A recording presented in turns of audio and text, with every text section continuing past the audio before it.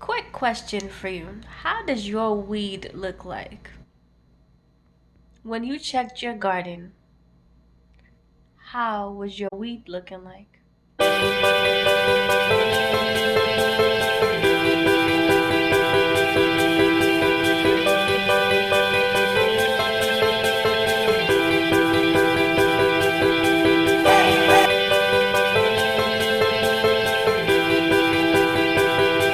Oftentimes, we don't like to hear that part.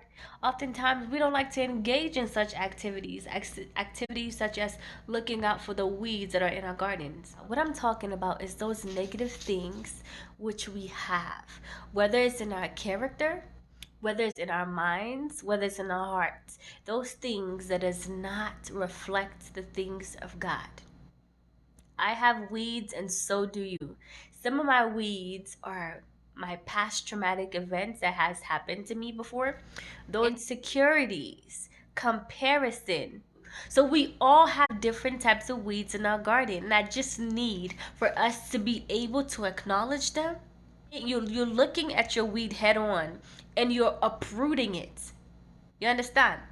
Scripture tells us in Galatians 5 verse 22, the Bible says, by contrast, the fruit of the Spirit is love, joy, peace, patience, kindness, generosity, faithfulness, gentleness, and self-control. So with us having an understanding of all these things that are the fruits of the Spirit, we then have to begin to understand that anything that is contrary to the fruits of the Spirit, they are not meant to be within us. They're not meant to be found within us. One thing I want us to note as well is this: whatsoever you water, that's what grows.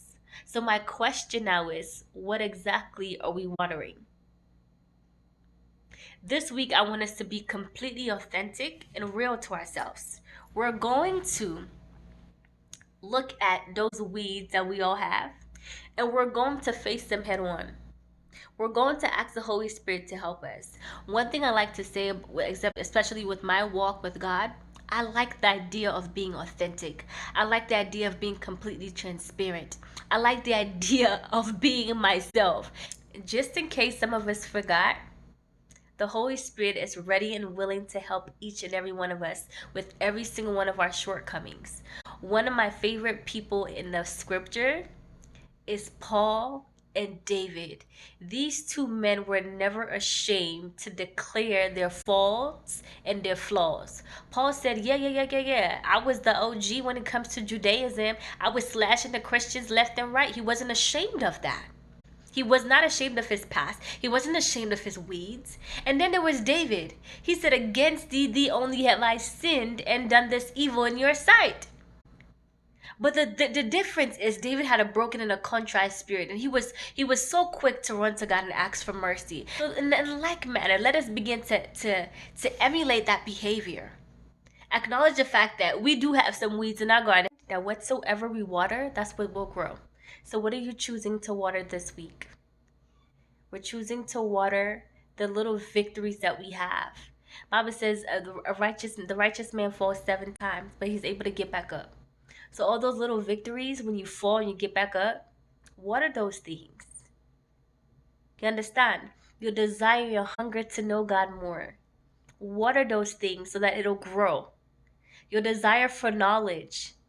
You know, there are different forms of growth. Some of us want to grow financially. Some of us want to be debt-free. Some of us want to grow as women, as mothers, and as fathers. Listen, everybody got weeds. But what's bigger than our weeds that we have is the Holy Spirit, who is our helper and who is willing to come forth and transform us from the inside out. So it's time that we acknowledge that and we begin to move forward. Because in this season that we're in, there cannot be anything holding us back.